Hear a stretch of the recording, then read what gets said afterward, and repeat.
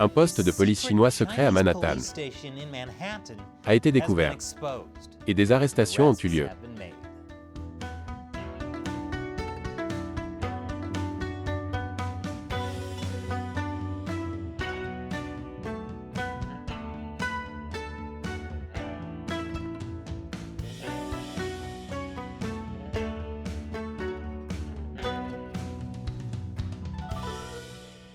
Bienvenue à Chine non censurée, je suis Chris Chappell. Des nouvelles importantes. Depuis des mois, nous couvrons des révélations choquantes selon lesquelles le Parti communiste chinois a établi des postes de police chinois secrets dans des pays du monde entier.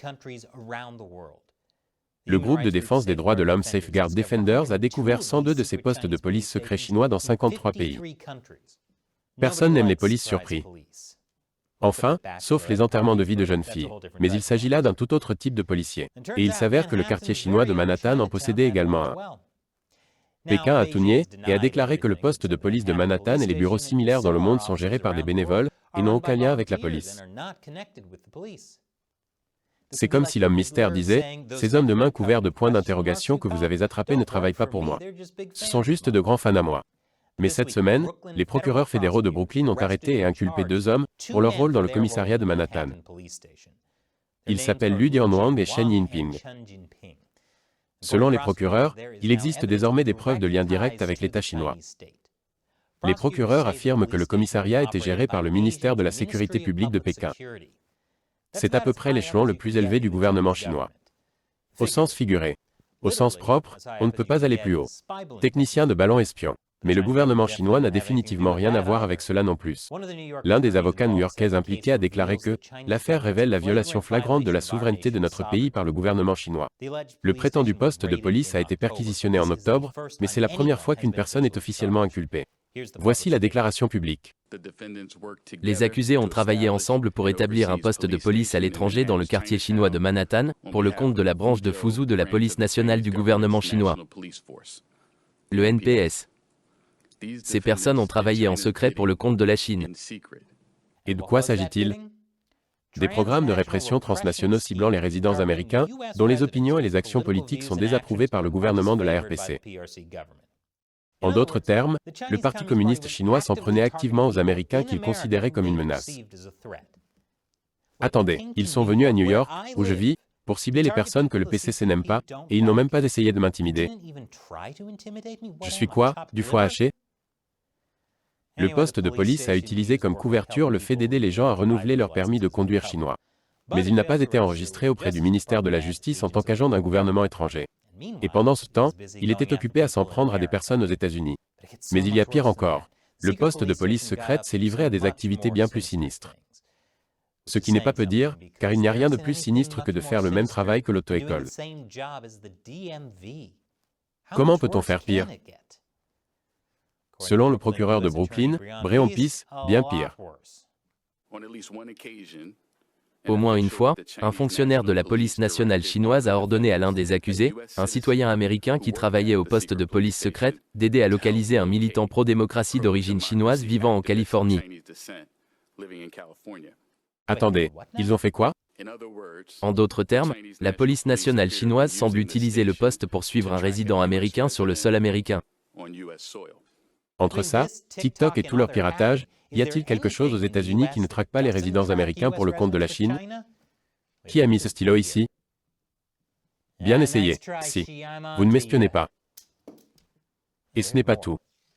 Des documents judiciaires montrent que l'un des hommes inculpés, Lu Dianwang, travaille pour le Parti communiste chinois aux États-Unis depuis au moins 2015.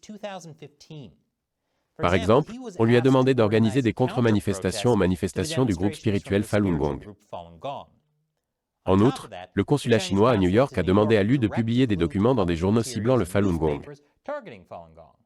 Lu nie avoir agi de la sorte, parce qu'il ne serait pas vraiment un espion s'il disait immédiatement « Oui, vous m'avez attrapé. Voici comment j'ai aidé à mener des contre-manifestations contre le Falun Gong. » Mais il a dit aux enquêteurs qu'il avait aidé à amener des membres de son association en bus à Washington pour les contre-manifestations anti-Falun Gong. Il a déclaré « Chaque membre de l'association recevait $60 du consulat. Chaque bus aurait un point de contact qui paierait en espèces du consulat.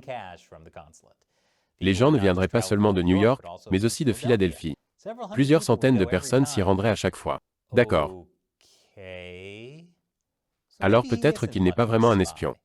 Il a expliqué comment il avait mené les manifestations contre le Falun Gong, mais a ajouté « Mais on ne m'a pas ordonné de publier quoi que ce soit dans les journaux ». Le gouvernement chinois lui a apparemment remis une plaque pour ses efforts, selon des documents judiciaires. Plus tard, Liu a aidé à coordonner des menaces de violence à l'encontre d'un dissident chinois et de sa famille, dans le but de forcer la personne à retourner en Chine pour y être arrêtée par les autorités du PCC. Et cela nous amène à la partie où, selon PIS, Liu a également engagé un agent par l'intermédiaire du poste de police secrète pour traquer un résident américain sur le sol américain et le réduire au silence au nom du régime afin de protéger sa vision autoritaire du monde. Honnêtement, je ne sais pas comment le Parti communiste chinois a pu penser qu'il pouvait s'en tirer à si bon compte. Il doit avoir si peu de respect pour les États-Unis. Ce que, pour être juste, je comprends. Mais il n'était pas obligé de leur mettre ça sous le nez, vous savez? Seth Moulton, membre de la nouvelle commission parlementaire sur le Parti communiste chinois, a déclaré « Il est absolument absurde que le Parti communiste chinois pense pouvoir installer son propre commissariat de police dans un endroit comme New York. » Le directeur adjoint par intérim de la division de contre-espionnage du FBI a déclaré « Il est tout simplement scandaleux que le ministère chinois de la Sécurité publique pense pouvoir s'en tirer en établissant un poste de police secret et illégal sur le sol américain pour soutenir ses efforts d'exportation de la répression et de subversion de l'état de droit. » Mais l'arrestation de ces deux hommes n'est que la partie émergée de l'iceberg. Un iceberg massif, ce qui est surprenant car on aurait pu penser que toutes les émissions de gaz à effet de serre de la Chine l'auraient fait fondre au moins un peu. Bien d'autres choses ont été découvertes cette semaine. Je vous en dirai plus après cette courte pause publicitaire. Bienvenue à nouveau. L'arrestation de deux hommes travaillant pour un poste de police chinois secret à Manhattan n'est qu'un début. 40 autres personnes ont été inculpées pour avoir ciblé des dissidents aux États-Unis. Il y a plus de gens qui gagnent leur vie en ciblant des dissidents aux États-Unis qu'il n'y a de gens qui gagnent leur vie grâce aux NFT aux États-Unis. Oh, ils vaudront quelque chose un jour? Bien sûr, continuez à vous le dire. Ils travaillaient également pour le compte du ministère chinois de la Sécurité publique et de l'administration du cyberespace de Chine, donc, encore une fois, cela vient du sommet du gouvernement chinois. Les accusés auraient menacé, harcelé et intimidé des dissidents en utilisant de faux comptes de médias sociaux et des liens avec une société de télécommunications américaine pour attaquer et déstabiliser des opposants politiques.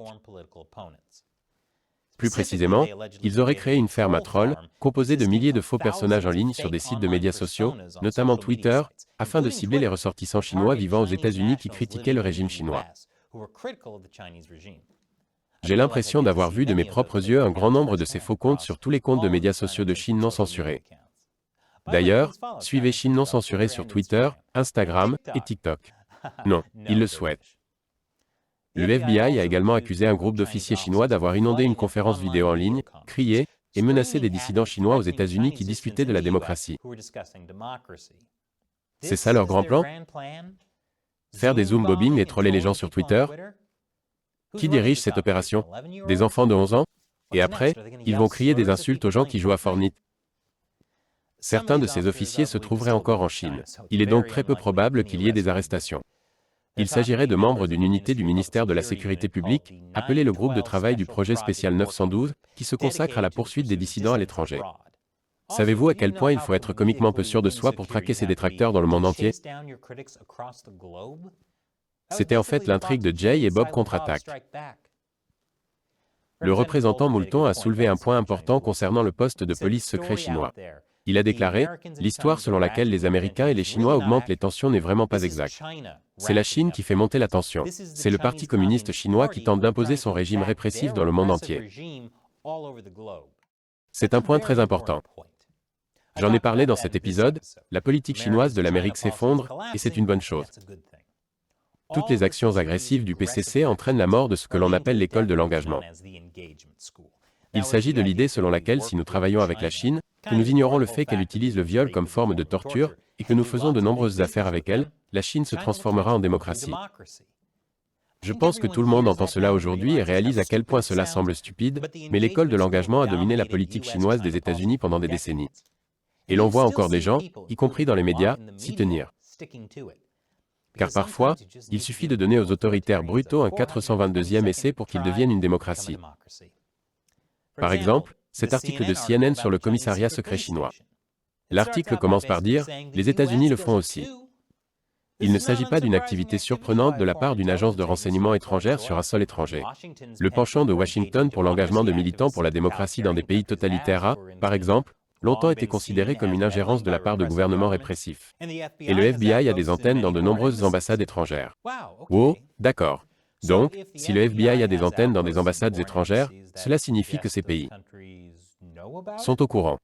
La Chine a-t-elle informé les États-Unis de l'existence de ces postes de police secrets? Par ailleurs, une ambassade est, par définition, une petite parcelle d'une nation au sein d'une autre nation. Si le FBI a un avant-poste dans une ambassade d'un pays étranger, cet avant-poste se trouve toujours techniquement aux États-Unis. Par ailleurs, vous comparez le fait de soutenir les défenseurs de la démocratie dans les régimes autoritaires avec le fait qu'un régime autoritaire harcèle les défenseurs de la démocratie en Amérique. Mauvaise idée. Bien que les mauvaises prises soient un peu la marque de fabrique de CNN. Mais l'article de CNN prévient que cela pourrait avoir des retombées diplomatiques dangereuses. Cela risque d'accroître l'incertitude, certains diraient la paranoïa, quant au niveau d'activité clandestine que la Chine pourrait mener sur le sol américain. Paranoïa? Qui dit cela? Ah oui, mon média d'État chinois préféré, le Global Times. Par ailleurs, si la découverte d'un poste de police chinois secret utilisé pour harceler des dissidents sur votre sol ne vous rend pas paranoïaque, c'est que vous êtes tout simplement idiot.